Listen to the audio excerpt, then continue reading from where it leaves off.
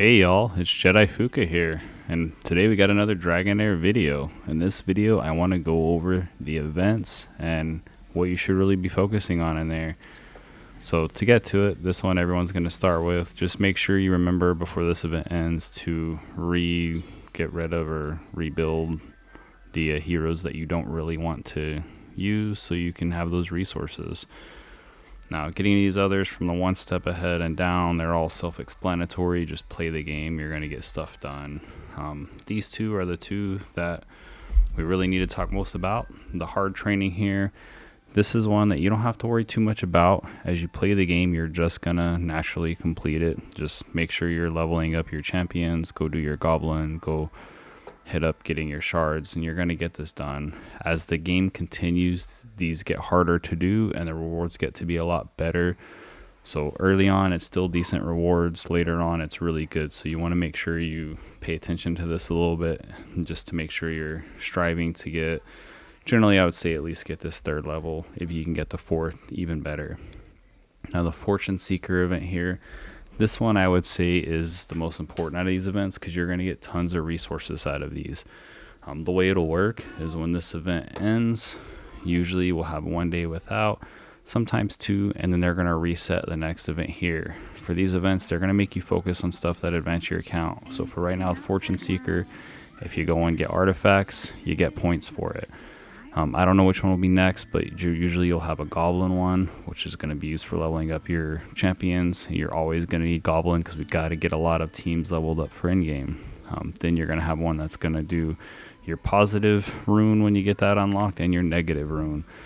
So no matter what that event is, you're getting gear that you need anyways, so you might as well get the gear and the resources. The other reason why this one is important is because it actually doesn't cost you much to finish these, even when the game gets to be later on and it's harder points to get there. So quick example to run some number for you guys and show you how easy this event is to get. If you're doing difficulty 1, which everyone should easily be able to do just by building a team, doesn't even matter who's on it, it takes you 20 runs to finish this event.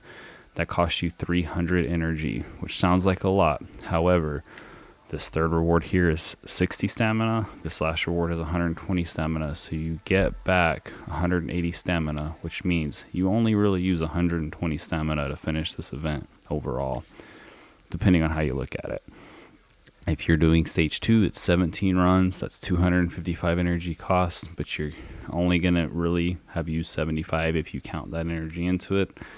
Event number 3 is 15 runs, 225 energy, which is really only 45 if you minus what you get back from it. And stage 4 is 13 runs, 195 energy. Basically, you only use 15 because of what you get back. So if you're doing, which most of you probably be doing 2 and 3, if you're doing stage 3 even, you're basically spending 45 energy for these resources, which is a pretty good deal, plus everything you earn while you're doing it that's advancing your count. Now, as you get later on, and these get harder and harder as far as points go, you're still going to be getting back a lot of points to where you're not using much energy to complete these. But later on in the game, these are going to have epic scrolls in here, which is really what you're going to be wanting to focus on. When you see epic scroll on one of these, you definitely want to make sure you do the event. Now, the strategy that I used during Season 0 when these events came up to easily complete these is that what I would do is when I hit the first energy, I would use that energy to go into this event. So I would use my energy, boom, get this energy, go use it, go farm, keep getting more into here. And usually by the end of the days, based off of your daily energy alone, you'll have completed this. When you get this final energy of 120, and later on when this is hard, this will usually be a double drop of 120, so 240 later on. What I would do is I would save that energy, and when the next event resets on there, I would use this energy for the next event. So this would end, a day later, next one pops up, boom, drop all that energy into the account, farm it.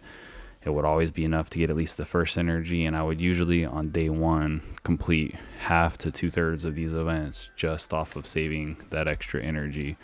And that excludes the fact that you're going to get energy from other sources. So these events are going to be super easy to get your energy back. Each time they come out, I will let you know what events on my servers are out.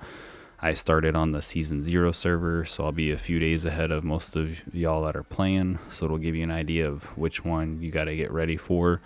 So if you're done with your event on your server and you know, like, hey, next is going to be Grave of Venom coming up, you can get a team ready for it or whatever it is that's going on. But anyways, guys, make sure you don't skip the event tab. I just wanted to go over that real quick, show you the one that I think you should be focusing on. And I hope this video helps you out, especially for you new players. Y'all have a good day.